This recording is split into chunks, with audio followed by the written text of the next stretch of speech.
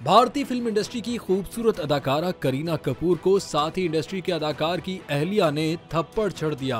बॉलीवुड की बेबो को किसने थप्पड़ मारा, जानिए इस वीडियो में।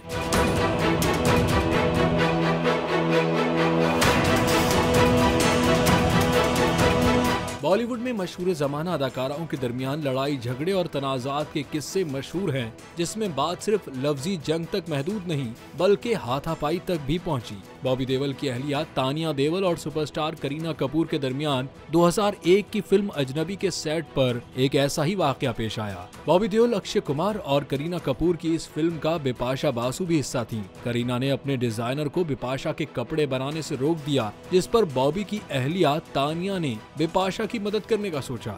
ये इकदाम करीना की वालिदा बबीता को नागवार गुजरा तो उन्होंने तानिया से बहस करना शुरू कर दी। करीना भी इस बहस में पड़ गई और बात यहाँ तक पहुँची कि तानिया ने गुस्से में आकर करीना के मुंह पर थप्पड़ दे मारा।